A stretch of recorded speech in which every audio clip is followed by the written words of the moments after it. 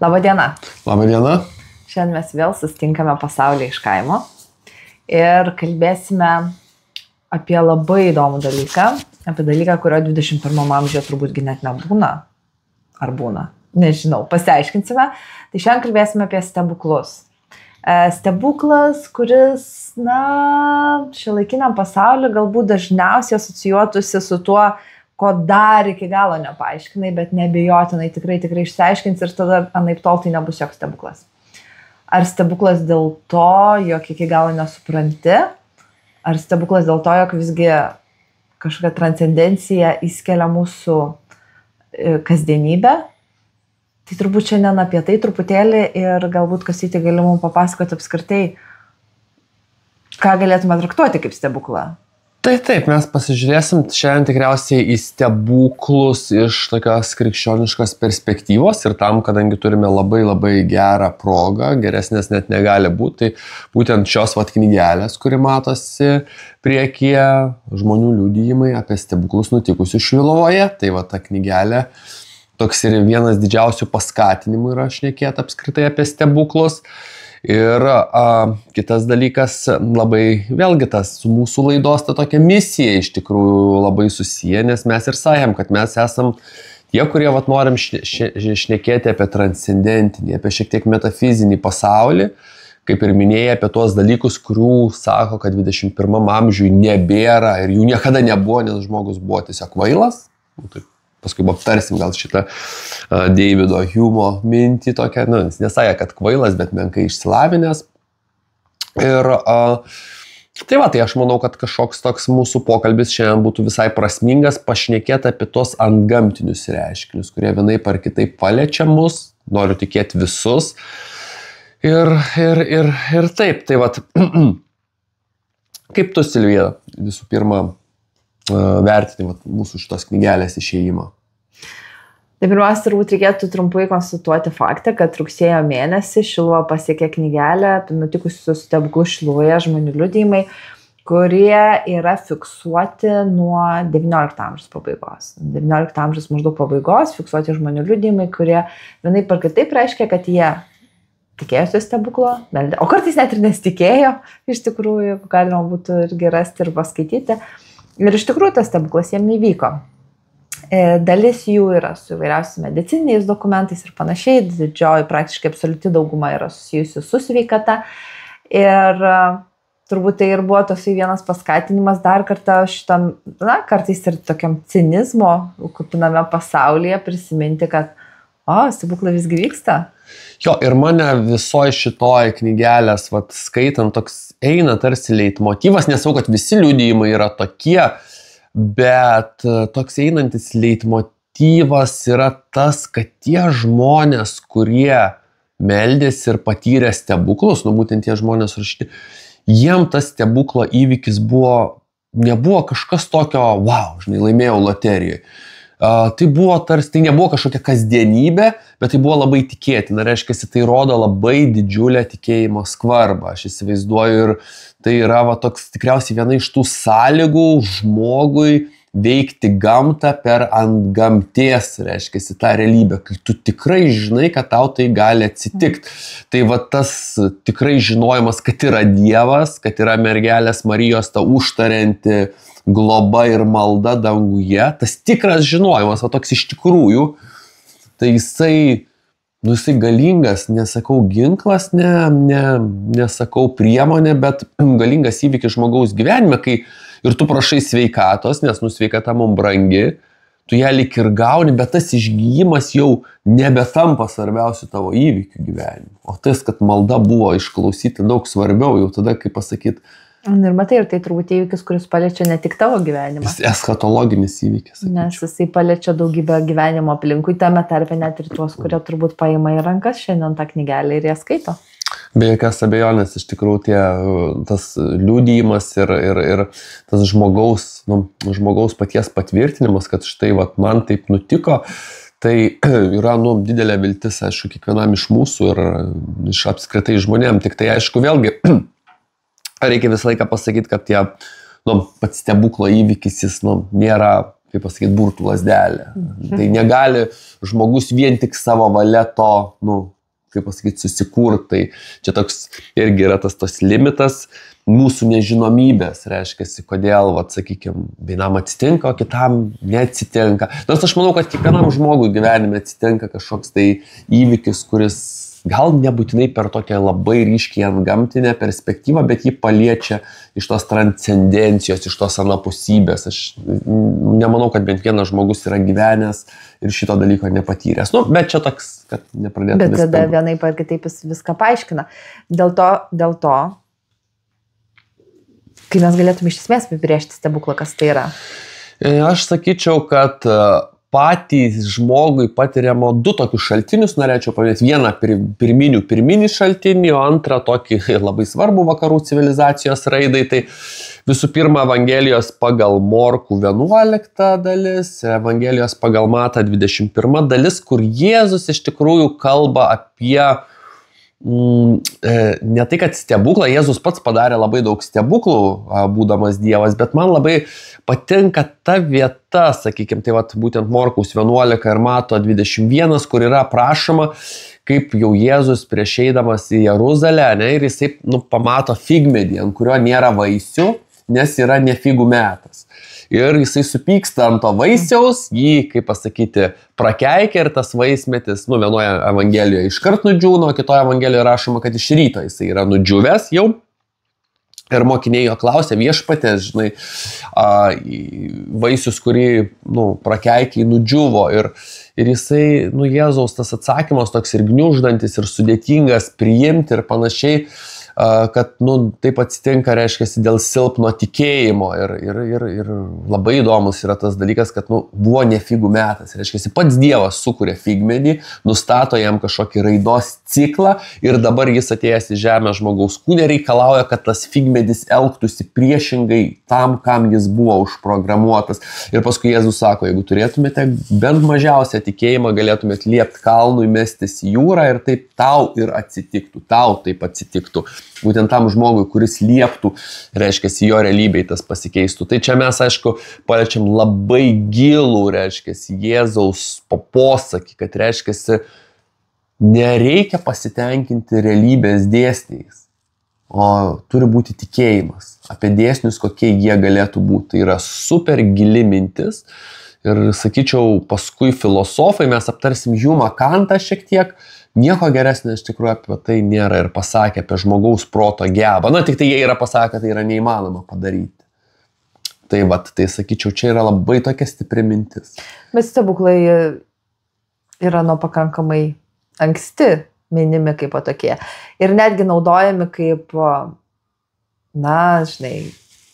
žiebtuvėlis senovėje neabejotinai būtų prilygęs stebuklui. Tapatinami su, kokia nors, įvairiausiam technologijomis ir panašiai. Tai čia mes jau esam šnekėję ir, man atrodo, mes esam pakankamai aiškiai savo laidose jau ištyrę, vieną šitą žodį labai norėjau pavartot, nors gal ne visai tinka čia, kad, pats pasaulis yra stebuklas. Reiškia, šito, kaip jo, Big Bango, to didžiojo sprogimo metu, nes tai yra dabar priimtiniausia teorija, čia kažkas sakytų, gal nėra taip, jeigu Big Bango metu būtų bent kažkaip kitaip ta energija pradėjusi sklist, nors menkiausias nuokrypis nuo to, kas atsitiko, nebūtų tokių planetų, nebūtų tokios Saulės sistemos, nebūtų Jupiterio mūsų saugančio nuo visokiausių ten kosminių pavojingų asteroidų ir panašiai mūsų Žemės planetą, reiškia, nebūtų gyvybės. Būtų negalėjo susiformuoti tokie fizikos dėsniai, kokie yra būtent tik tai mum. Ir aš sakyčiau, kad visgi negalima visko paaiškinti technologijom ir mes, aišku, jeigu sugebėtume žiebtuvėlį perkelti į akmens amžių, tai būtų pakankamai didelis stebuklas, bet aš sakyčiau, yra daug didesnis stebuklas, kai žmogus nežinodamas technologijų sugebėjo įkurti ugnį, naudodamas akmenis ir panašiai. Dėl to, man atrodo, mes turėtume pereiti prie Tomo Akviniečio Suma teologija, reiškia, tokio kito šaltinio, kaip ir šnekėjom, kuris stebuklus suskirsto į 3 dalis. Tai Tomas Akvinietis mėgsta skirstyti, mėgsta viską išaiškinti. Į stalčiukus. Į stalčiukus, bet į stalčiukai labai, nes mes šiais laikais tarsi irgi viską dedam į stalčiukus, bet nesudedam taip, kaip Tomas Akvinėtis.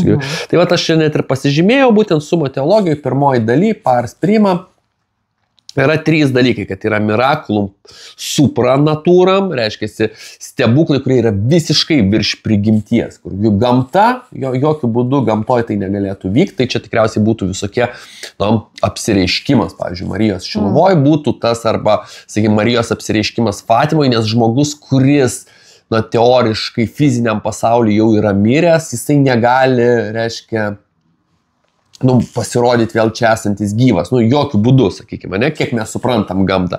Tada kitas yra, kad miraculum contra natura.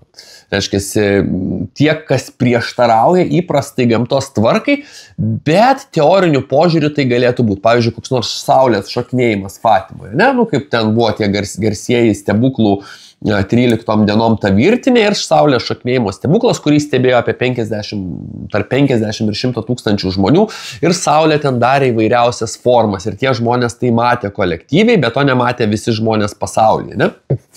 Tai reiškia, dėl tam tikrų, jeigu saulės kaip tokios medžiaga būtų kitokia, arba Dievas taip stipriai įsiterpė į tą ir jinai kažkuriem žmonėm, kaip ir Jėzus sakė, tau tas kalnas mestųsi, reiškia, į jūrą, jeigu jinai kažkuriem žmonėm tai, taip pasirodė ir turėjo tam tikras fizinės savybės, tai čia yra toks kaip prieš gamtos dėsnius esantis dalykas, kuris labai teorinių požiūrių vis tiek gali įvykti. Ir paprasčiausi dalykai, kurių dauguma mūsų knygutė yra, tai yra miraculum preter natura. Reiškia, tai kurie yra šalia gamtos dėsnių, šalia tos prigimties, bet viskas vyksta greičiau, ne taip natūraliai kaip įprastai. Jeigu tu, pavyzdžiui, pasveiksti staigiai nuo ligos, nuo kurios negalima staigiai pasveikti arba iš vis negalima, tai įmanoma, bet tai yra, tai tam, Tomas Akvinėtis labai gražiai šitos dalykus suskirsto, tai be jokios abejonės, tai baigiant mūsų tą tokią pirmą įžanginę diskusiją, iš tikrųjų yra, kad be jokios abejonės, kad tai, kas kažkada atrodo visiškai priešiška gamtai, priešinga gamtai, po kurio laiko gali būti išsiaiškinta kaip gamtos dėsnis, bet aš sakyčiau, čia aš vis tiek nematau jokio vidinio prieštaravimo, nes aš vis tiek matau transcendencinio pasaulio ir mūsų pasaulio, to paprasto, netranscendencinio, mechaninio, didelį susijungimą, kaip pasakyti, tokia tarpuskvarba, kaip tikriausiai popiežiaus Benedikto XVI požiūriu žiūrėtume ir tas kartais paradoksas, ar jisai stebuklingas, toks visiškai supranaturam, ar jisai yra tik tai kažkoks paradoksas, kuris vėliau bus įsiaiškinamas, tai vis tiek yra labai gražu. Ir nekasdieniška, bet to pačiu ir integralu.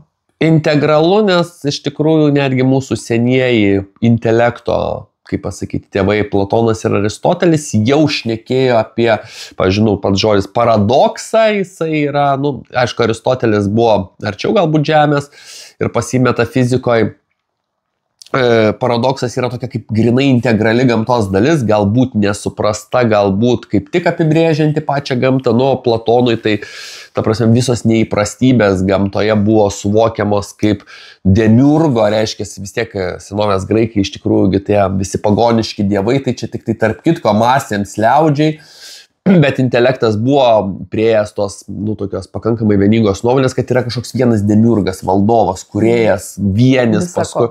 Jo, ir būtent tai, kas paradoksalu, kas neįtikėtina, Platonui atrodė, kad tai nėra keista savaime, o tai kaip tik yra demiurgo tikrojo, tikrieji, to būtent demiurgo, kaip jis paliečia, reiškia, realybės ženklai. Ir šitie dalykai, čia mes jų neturim atmest antikinio netgi to mokymo apie, apskritai apie pasaulį, nes jeigu žydų mokymas jis yra įkvėptas Dievo, tai vienokiu ar kitokiu būdu, antikos filosofija, jinai neįkvėpta tiesiogiai kaip, per apreiškimą, bet, vis tiek Dievas kiekvieno žmogaus, kaip mes jau esam nekartą vėlgi ištyrę, konstatavę ir pasakę, kiekvieno žmogaus širdyje yra įspaudęs savo, reiškia, ir jau vardas, Dievo delne, žmogaus vardas jau buvo įrėžtas, reiškia, dar net prieš Jėzui ateinant.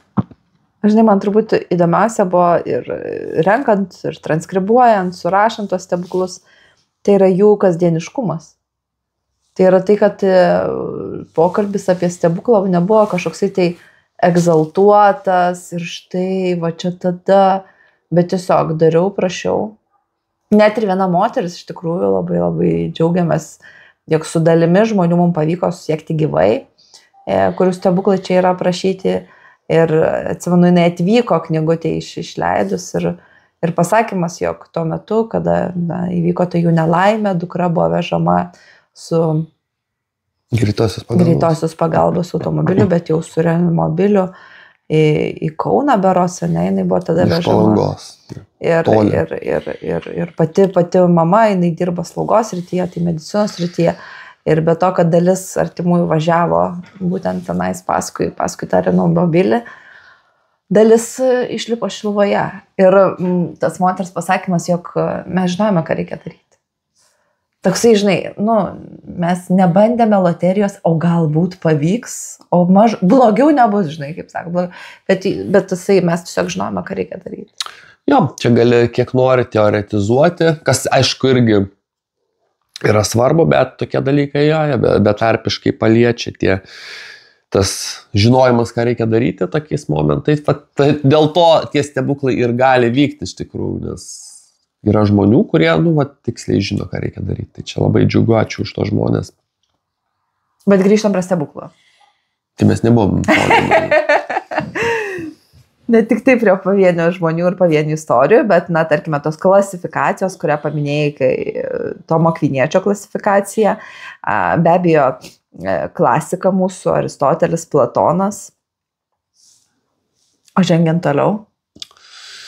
Tai aš manau, kad teologinė mintis tikriausiai ir teologinė, ir tiesiog racionali mintis, kuri pripažįsta stebuklų krūmą, tikriausiai remiasi tuo, kad pats įvykis, kuris ateina tarsi iš metafizinės, iš transcendentinės realybės, reiškia, iš Dievo, kad jis yra ne kažkas prieš gamtos dėsnius, nors ten, pavyzdžiui, kaip pasakyti, prieš ar ten virš gamtos dėsnių, kaip sakė Tomas Akvinietis, bet jo tas esminis buvimo tikslas yra, reiškia, įrodymas į tikrąją daiktų paskirtį, tą netokią fenomenalią, toks daiktas, koks mums matomas mūsų protė, bet į tą, kaip Kantas pasakytų, noumenalią daiktų prigimtį. Toks, koks daiktas yra savaime savyje tobulojoje versijoje. Ar angelo protė, ar galų gale Dievo protė, reiškia, jisai yra kitoks, negu mes juos matom. Jisai yra toks tobulesnis, geresnis, išsipildęs, reiškia. Tai stebuklas yra neišimtis iš kažkokių dėsnių. Jisai parodo, kur veda tie dėsniai. Parodo galbūt pačių dėsnių netobulumą. Tai, kaip mes suprantam tuos dėsnius netobulumą. Nes iš tikrųjų, mes kodėl gamtos dėsniai yra netobuli? Nes mes juos suprantam netobulai. Ta prasme, mūsų protas praktiškai, nežinau, ko čia dabar tiksliai pasiremta čia, bet iš tikrųjų mūsų protas yra tas, kuris konstruoja realybę. Jisai, yra tas building blokas pagrindinis, ne kažkokie, tai reiškia visi, Tai vis tai yra todėl, kad mes ją žiūrime. Nes jeigu mes ją nežiūrėtume, nebūtų jokios visatos, nebūtų to medžio. Kuo mes čia pasivadovavome? Tai mes vadovavomės dabar tuo, ką mes čia šnekam mūsų laidose, iš tikrųjų. Mes prieinam bet taip, tai yra ir kvantinė mechanika, ir sakykime, tie patys filosofai iki mūsų irgi tokiuose maždaug dalykuose, tik tai norėdami galbūt atmesti metafizinės realybės egzistenciją, bet panašiose vandenyse, kaip mes iš tikrųjų plaukiodavo. Ir iš tikrųjų labai dažnai būdavo taip, kad, įdomi logika buvo pasirenkama tam, įdomus samprotavimo būdai, tam, kad stebuklo realybę pačią atmest, sakykime, kad ne, tai netikra. Ir čia aš tikriausiai galbūt pradėčiau nuo škotų filosofo, apšvietos mes aišku, čia nuo kurgi daugiau, nuo apšvietos, tai būtent tikriausiai Davido Humo reiktų pradėti. Iš tikrųjų, žinoma, aš 2 škotus gerai žinau, tai Dunsą Scottą, kuris labai man patinka, nors aš sakyčiau, kad Dunsas Scottas yra tikrasis postmodernizmo filosofijos pagrindas, nes kai čia toks iškerpam, bet aš manau, kad tai svarbu paminėti ir mūsų šitam, kad Dunsas Scottas išsprendė daug dalykų, pavyzdžiui, net naudodama šiek tiek retrokauzalumo tam tikros metodologijas, kai mes šnekėjom apie ar laikas gali tekėti atgal.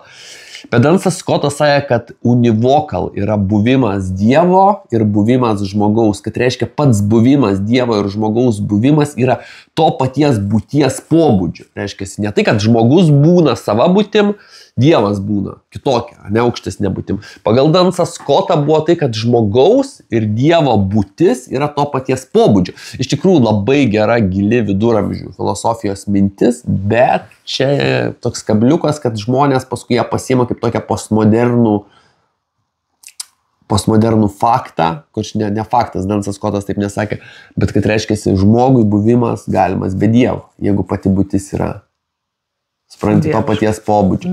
Tai va, tai šitą, ir Davidas Humas, tai va, jisai turėjo tokį platesnį reikalą. Antrasis škotas, kurį žinau, ir dar Škotijos futbolas ir gali, man irgi labai patenka, kad dažniau anksčiau čia suvesdavo Lietuvos futbolo rinktinė ir Škotijos futbolo rinktinė, tai labai faini, ten jie tikrai palikė, manau, kad žymę, tai va, tai jie toks buvo tekstukas of miracles, tai apie stebuklus būtų, stebuklų klausimų, gal va taip reikėtų sakyti. Ir jisai beje pirmas ir buvo tas toks pirmas skeptikas, nes jis ir šiaip yra empiristas, skepticistas, kaip filosofinė tokia. Atsiprašau, šiek tiek peršalęs šiandien esu. Gal ne pats protingiausias dalykas uždarinėti teraso sezoną podcastų laukia esant peršalus, bet gal kaip tik tai, žiūrėsim, kaip bus. Taigi, of miracles. Tai aš čia ir pasižymėjau, kad jis daug ten dalykų sakė, bet čia labai blogas dalykas prasideda iš tikrųjų, kad tai reiktų nesuprast manęs visiškai tiesiogiai, bet iš principo jisai sako, kad žmogaus liudijimas, ypač apie stebuklus, apie visokius gamtinius reiškinius, niekada negali būti patikimesnis negu visos iki tol išgyventos žmogaus patirtys. Kitaip sakant, jeigu pasakai, kad, sakykime, žmogus nuo tokios ir tokios mirtinos ligos staiga pasveiko, o patirtis, sukauptos patirtys sako, kad tai, nebūna taip, arba, nebūna, ne? Tai tas liudijimas yra nieko vertas, nes tiesiog, nes patirtis daug daugiau. Tai taip ir jos yra, ir tas liudijimas, jis negali būti laikomas autonomiškų pažinimo šaltinių, nes jis yra tik tai vienas ir statistiškai tikriausiai taptų nereikšmingu. Nebūtinai anomalija, galbūt aš manau, kad Humas galvoja, kad tas žmogus arba nesuprato, arba meluoja, arba, kiti variantai iš tikrųjų. Tai va tas... Taip, arba medikai padarė klaidą. Arba nustatant buvo kažkokia klaida padaryti. Tai yra vairiausi dalykai, bet čia yra labai blogas dalykas, jisai, aišku, prasideda pas mus nuo 7 amžiaus, kai žmogaus liudijimas yra vienaip ar kitaip, kaip pasakyti, nurašomas. Reiškia, kad žmogus galėjo būti apgautas. Ir aš sakyčiau, kad, tai taip, tai yra visokiausių žmonių, kurie ir perdeda dalykus ir apskritai mes nesakom, kad kiekvienas, kad tikrai nereikia tirti stebuklų ar kažkokios, tame turi būti saikas. Egzaltuotas žvilgsnio tikrai. Jo, nes būna, kur tikrai žmonės ir šiais laikais, mes sakom, kad stebuklų nebūna, bet labai būna, kur žmonės labai stipriai perlenkia lazdą ir tikriausiai, kiekvienam dalykė mato Dievo ten betarpišką įsikišimą, kur, nereiktų gal matyti, bet čia vėlgi jau gal ne šito podcast'o tema. Bet tai, kad autentiškas, sakykime, žmogaus liudijimas arba kitų netgi žmonių liudijimas apie tą reiškinį, net jeigu jisai nėra toks masiškas, kokia yra patirtis, bet jisai yra su liudijimas, reiškiasi, aš mačiau, dar kažkas matė, reiškiasi, ne? Tai jeigu jis jau yra nebelaikomas patirties šaltiniu, tai tada mes nubraukėm ne tik tai stebuklą patį, kas yra labai gaila dėl ko ir man panašiai, bet mes bet kada galim pasakyti, kad ne, tavo liudijimas yra netikras apie bet kokį kitą reiškinį, ne tik tai stebuklingą, bet ir apie kažkokį tai realų. Ir, sakykime...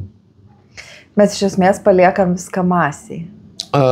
Masiai... Ir tada mes, aišku, pereinam prie ir ideologinių dalykų, tokių reversinių ideologinių dalykų, nes Humas irgi sako, kad galbūt stebuklų tas, sakykime, visas sklaida, ir panašiai, tai galėtų būti buvusi paskatinti ir bažnyčios, reiškia, hierarchų tam, kad sustiprinti savo valdžią ir panašiai. Ir negalima atmest, kad kartais toks dalykas galbūt ir įmanomas iš tikrųjų ir panašiai, bet tada mes, nieko iš to nelaimėm, mes tada gaunam tiesiog vėlgi priešingą ideologiją, kuri nubraukia ir žmogaus tą patį liudijimą, kaip ir sakiau, žmogaus liudijimo, žmogaus patirties, autentiškos, vienetinės žmogaus patirties vertė. Reiškia, yra masė, kuri žino geriau, aišku, yra statistika, yra duomenų mokslas ir panašiai, bet mes čia kalbam tikriausiai ne apie mokslą, iš tikrųjų, mes šnekam apie tokį, žmogaus patirties galimybę platesniam dalykui, negu tik tai, ką mes matom. Nes jeigu, kaip ir aš dažnai mėgstu sakyti savo šitą palyginimą, čia pasižiūrėsiu pro langą ir pažiūrėjęs pro langą spręsiu apie Žemės planetos konfiguraciją, prieisiu išvados, kad Žemė yra plokščia. Na, bet Jumas turbūt kalba apie patirtį, kuri žymi daugelio patikrinamumą. Atlikau eksperimentą ir dabar turiu patikrinti, ar tas mano eksperimentas nėra klaida, ar neįsivėlė kokie nors nepamatuoti duomenys ir taip toliau. Taip, tai iš esmės stebuklas čia yra perkeliamas į tokią psichologinę ir sociologinę erdvę, kad tai yra toks socialinis dalykas. Jeigu, sakykime, yra imtis kažkokia tai 10 000 žmonių ir vienas žmogus sakosi, kad tikrai patyriau stebuklą ir ten 5 žmonės liudija, kad tikrai jam, pavyzdžiui, buvo, sakykime, prastai, o jam staiga labai staigiai pagerėjo ir tie likę 9999 savo, kad man niekada taip nėra buvę ir aplink juos, esantys žmonės sako, ne, šitiem irgi nieko panašaus nėra buvę, reiškia, statistiškai tas vienas yra nereikšminga. Statistiškai nereikia, bet mes apie statistiką gal nešnekėkim, nes yra daug žymesnių žmonių pasisakė apie statistiką ir tragediją, tai ne taip ir kvailai iš tikrųjų. Gerai, bet mes už tai galim pakalbėti, pabūti to truputėlį promotor fidei ir sakyti, kad galbūt žmogus ne iki galo suprato, galbūt jo emocijos paėmėmis, o placebas taigi veikia. Tai veikia, tai bet aš čia kaip pasakyti, aš kažkaip galvoju, kad kaip ir nuo tos mūsų pradžios iš tikrųjų pokalbio šito, kad tos priemonės mes vėlgi ne veltui nepradėjom, bet taip pat įsibėgėjom su Tomu Akviniečiu, kad jie ir stebuklai būna visokiausi, iš tikrųjų, kažkas būna kaip kažkoks pasirodymas, Marijos, tai jisai jau toks visiškai, bet sakyt, kad netgi gamtos dėsnių kažkoksai šiek tiek toks pastumimas į ko galėtume vadinti atsitiktinumu, kažkokiu, kas galėjo nutikti, bet nebuvo taip tikėtina. Mes neturim irgi išimti iš stebuklo konteksto. Mes negalim tikėtis, kad Dievas davęs žmogui tikrai laisvą valią ir elgtis, tvarkytis pasaulyje iš esmės kaip jis nori. Ir žmogus vis tiek yra predeterminuotas tik tai daugiau kitų žmonių net negu paties Dievo. Tai socialiniai, psichologiniai reiškiasi plotmėj, tai negalim tikėtis, kad nuolatos į mūsų gyvenimą įsikišinės tas dos ex machina, kaip graikų tragedijose ar komedijose, ten ankstyvajam graikų dramoje, reiškiasi, ir taisys visas nuo mūsų klaidas ir panašiai. Mes čia vis tiek kalbam mes kalbam apie žmonės, knygutėj, kuriems tie stebuklai nutiko ir jie tikėjosi, jiems tai buvo praktiškai vos ne kasdienybė. Bet kita vertus, tai vis tiek nėra kasdieniškas dalykas. Kasdienybė turiu omeny ta prasme, kad jo tikėjim, kad jis tikrai žino, kad yra ta dangaus realybė. Ir jeigu aš tikrai gerai pasimelsiu, kaip man Marija gali nepadėti prieš Dievą. Jo, jeigu, jums nedoriliam prašant vaikui duonos nepaduosit gyvatės.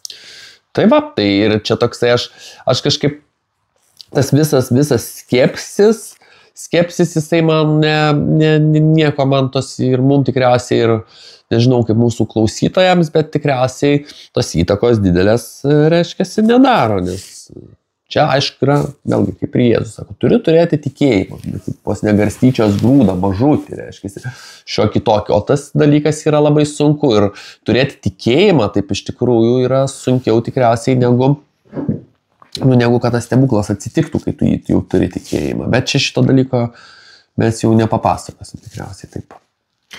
Bet iš kitos pusės mūsų realybė jinai galėtų būti papildyta kažko tai daugiau, pripildyta nežinau, suvokimo įvairiais dėsniais ir, kaip ir tu sakai, tai nemažiau yra stebuklas. Jo, tik tai, kad tikriausiai nuo tos visos apšvietos epochos, apie kurią čia pradėjau apie Hjumą, tai tada, jeigu aišku apie Hjumą pašnekėjau, tai tada ir apie Immanuelį Kantą reikėtų kažką poro žodžių.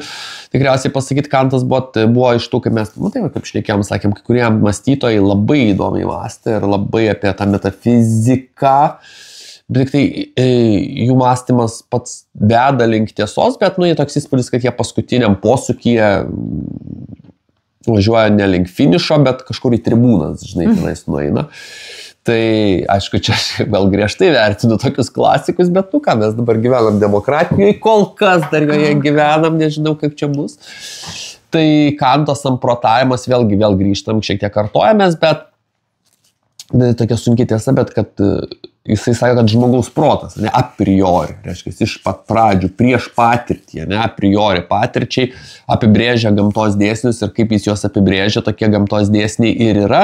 Tik tai Kantas niekada neužsiminė, kad jeigu žmogus galėtų įsivaizduoti kitokius gamtos dėsnius, tai jie kitokie ir būtų. Tai jisai tiesiog sakė, kad tai yra neįmanoma ir kadangi mes jau a priori įsivaizduom, tada aišku, vėlgi nebelieka tada žinojo, kas yra priori, nes toks įspūdis, kad gamtos dėsniai jau yra predeterminuoti, tik tai mum jie ateina priori ir paskui atsitinka. Tai va čia yra toksai didelis minusas.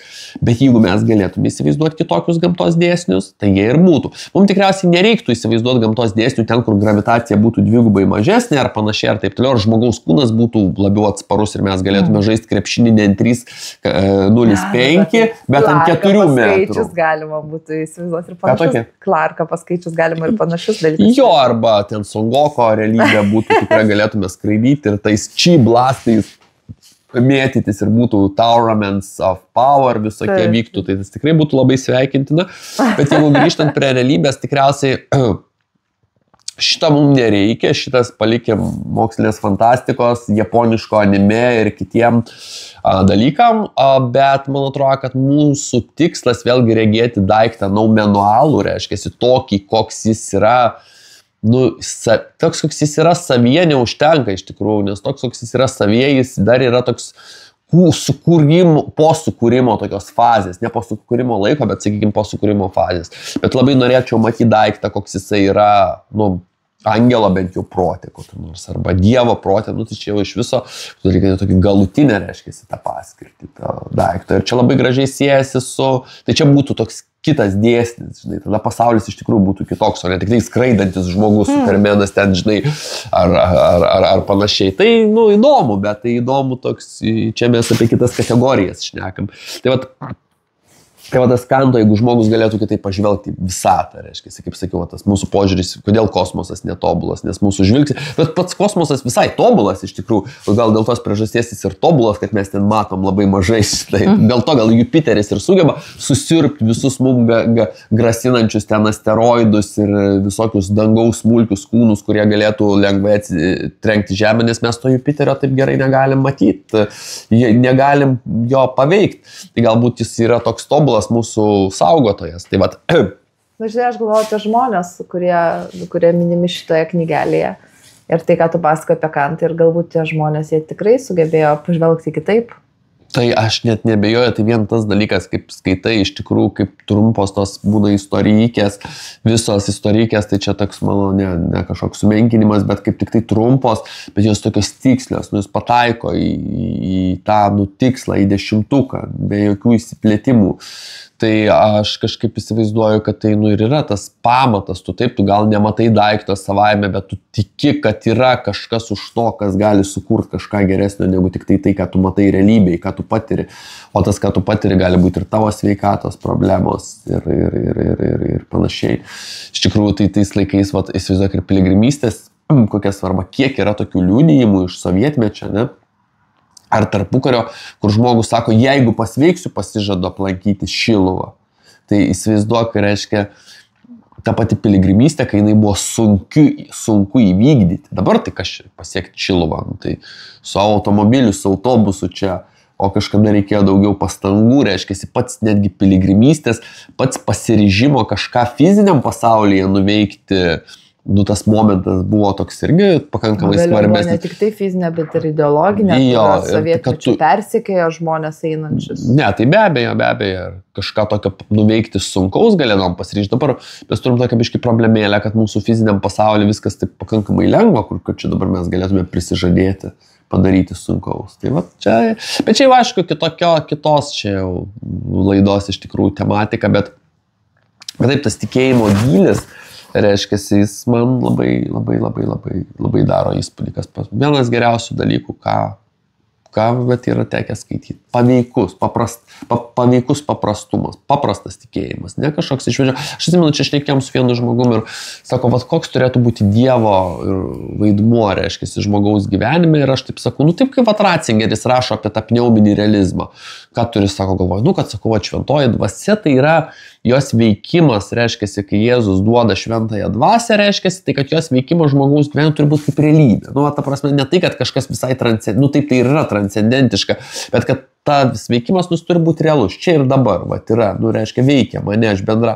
Bet sako, žinai, čia tas Ratzingeris labai sudėtingas, čia jisai mokslas, o čia paprastam žmogui, ne, bet jis sakau, daug paprastų žmonių, kaip mano kokia nors amžinatilsį močiutė, tai jinai gal to Ratzingerio nebūtų galėjusi perskaityti, bet jinai gyveno pagal Ratzingerio, Augustino, to pačio Akviniečio raštus, tik tai, praktikoje, kur galbūt netgi tiem, aš nežinau kaip, bet gal net tiem patiems žmonėm kartais būtų, jiem gal labai gerai sekėsi, aš nekalbu apie tai, bet turiu omeny, reikėdavo ir proto ir panašiai, o žmogui ir be įsilavinimo ar dar be kažko kartais užtenka intuicijos, jeigu tu esi, žinai. Aš nesakau, kad, aišku, labai įdomu būna, kaip kokie nors, pavyzdžiui, viduramžių, ten, sakykime, labai protingi teologai, patys turėdami didelį išsilavinimą, jau kai jį turi, pradeda nuvertinti stipriai protą. Dabar irgi čia skaičiau ir Kempietį, ir tada tą anonimo autoriaus nežinojimo debesį, tai jie visi sako, protas tau galutinės kelionės stadijoje nepadės.